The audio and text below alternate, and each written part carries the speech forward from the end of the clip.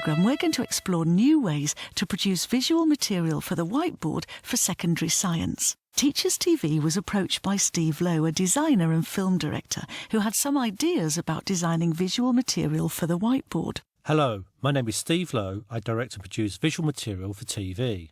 I have worked in many areas in the world of TV. Here's a few examples of my work. Steve feels the whiteboard is an exciting piece of technology that has enormous potential as a communication tool. Will Steve be able to translate some of his visual skills into a classroom environment? How will Steve cope with a considerably smaller filming budget? What will the outcome be if a teacher and an image maker collaborate? This programme is about Steve's collaboration with Roberto Perini at the Queen's Park Community School in London. Roberto chose magnetism as our subject.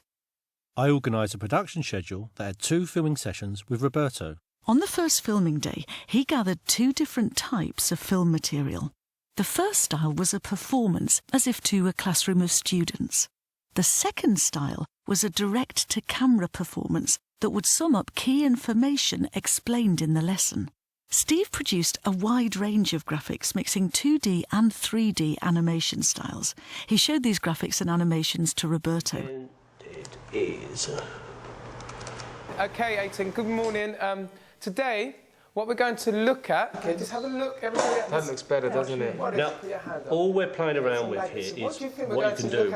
Now, I could make you look really gorgeous and glamorous and graphically. But not only magnetism, but we something called electromagnetism. Key bits of time. Yeah, this looks good, yeah. You can give me 3 facts about magnetism. Have you noticed also how sort of sexy you look there? Okay, that's good. It's a 4. No, I don't care but let's just listen to what I say here, because this is brilliant at the start, as the start of it. Static, magnetism, okay, and gravity. Now, before I worked on the clip, I was very concerned. I thought it wouldn't be a very not any reflection on the people I was working with, but I was my main concern that it wouldn't be done properly and it wouldn't be professionally prepared, and that was my main concern. But all of those concerns flew out the window after the first shoot and after seeing the first few clips, because the graphics were great. Yeah. Okay, and then these are just running bits of graphics that we just... Now, we didn't make it too complicated, yeah, but we went inside stuff and we played around with, then say that it's the spin of the electron that make, so these are bits and pieces that... It's looking good there, isn't it, really? Now, and this thing, we then did something else about it, and saying that because it's based in a sort of crystalline structure, the domains swing easier, whatever. And these are just little bits and pieces that we've done. Do you get an overall? I mean, do you think these things work? I think the first one worked when you had that last one with the picture, but I think what we need to do really, I think we've gone into enough detail. We sort of about like the domains. I think we need to sort of try and come back and try and just put it a bit more looking straight at the camera, but really simple. Because otherwise they're just going to get lost. They're not going to learn anything from what we've set out to do on the programme or on the CD. This lesson's going to be on magnets and electromagnets. What it's done for me is really open my eyes to see what could be done or can be done with some of the expertise of Steve. And if I was to give him some other ideas, the process of him putting them on the screen really could help in my teaching. And it's something I've been lucky enough to do. So I've actually given him some ideas. He's put them on graphics. I've told him to go away, change them. And for other topics, it would be great, not only in science, but in other lessons where students have to picture ideas or concepts. At this stage of the production, Steve and Roberto limited themselves to 3 visual elements. 1, live action of a teacher in a classroom. 2, typographical material that focuses on key points. 3, graphics and animation that illustrate key points or ideas. Teachers have extremely busy schedules, but visual material can be produced for the whiteboard with a minimal impact on teachers' time. This process will be continually open to teachers suggesting changes and asking for additional material to be produced. We didn't do much on electromagnetism, but this is one little look of going inside it and seeing how the electrons are moving. Yeah. But we concentrated more on the magnetism end and said that can... Now, obviously, you could put... Would this have a narrative to it? Yeah. The design team thought that producing some of the visual sequences without sound would allow teachers to add their own commentary in the classroom.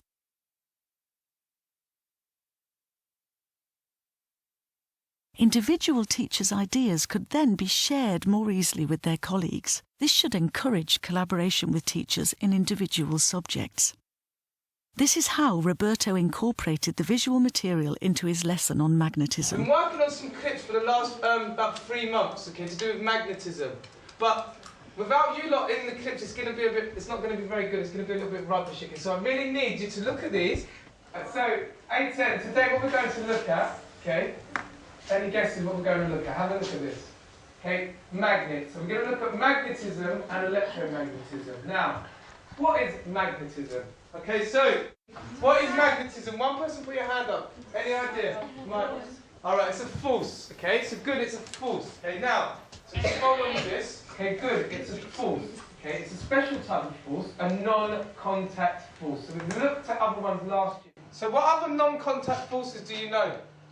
Yeah, I mean, seeing myself on the TV, and hopefully, when I don't know, maybe for a lot of the kids, you need to look, watching their reactions to the clip and watching myself, you realise how much slower you have to be with things. I think that's just a lot of the time is because I've only been teaching for 2 years.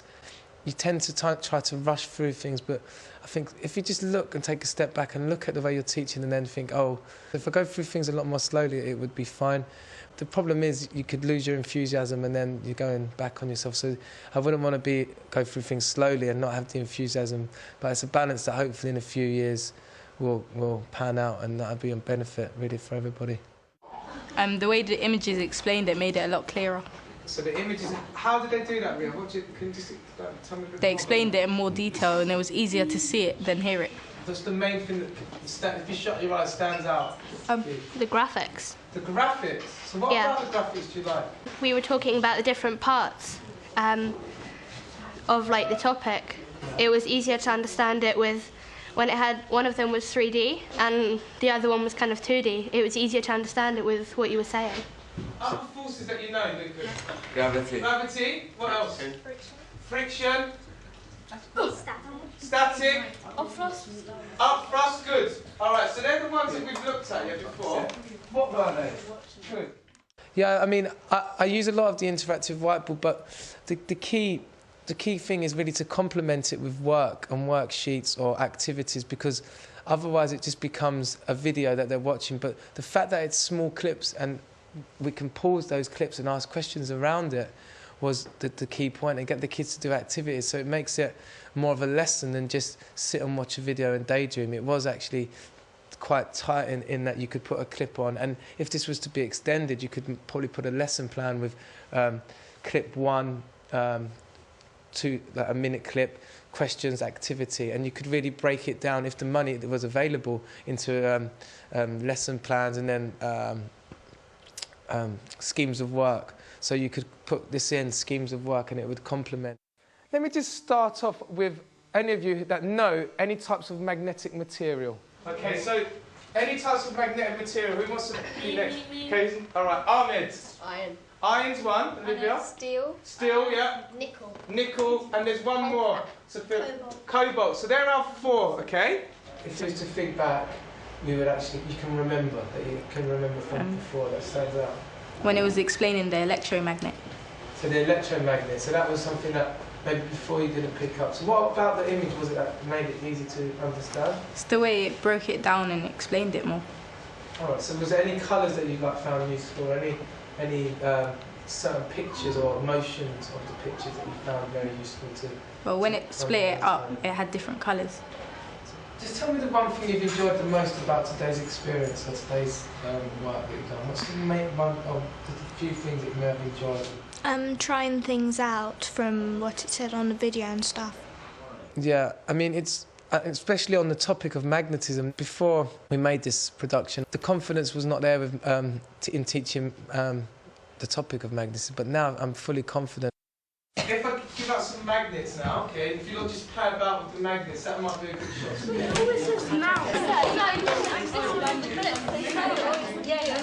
Didn't want to do it. That's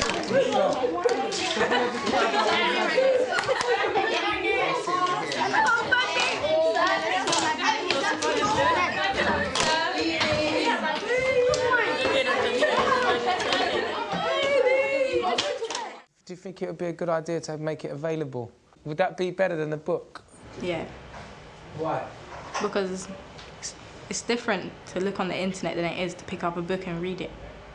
I was originally going to say that I did kind of wish that we had this type of information and stuff beforehand, because there were like all these like it was clearer because we could visualize it easier and stuff, so it would have been really helpful before the exams. It was clear and easy to understand. Do you think it might help, like, if your parents want to help you revise, if they can see it as well, they can see also the way that Roberto teaches the subject, do you think that might help as well? Yeah, because if they knew how he was teaching, then they could help teach that to me at home. Imagine in 2 months' time we have an end-of-year test and this is available. Would you consider using it then? Yeah, if I was revising for something. So if you was revising, so what would you plug your headphones in and just try and, or would you read through it? What do you think you would do? I think I would do both. Do you think that the lesson today was different? Yeah, it was more fun. Why was it more fun? Because there was more stuff to do. And it's something that I'd recommend for other teachers to do, and then we could actually share our ideas on Teachers TV or on other projects. I mean, because that's really what it's about now. The London Grid for Learning, we share resources, but if we could share it on Teachers TV, that would even be, it would be great. Steve and Roberto feel that with the support of a small technical team, teachers could produce audiovisual material for the whiteboard in a style appropriate for their needs. Desktop technology now available to image makers has made it possible to produce extremely complex visual material at a fraction of the cost of even 5 years ago. The Everyday Laptop is now a platform that will support very complicated film and image making. Steve thought the internet would be the ideal medium to show and develop this educational resource, and that Teachers TV would be the perfect host for this visual material. I thought it was a great project to work on, and I've been impressed with the graphics.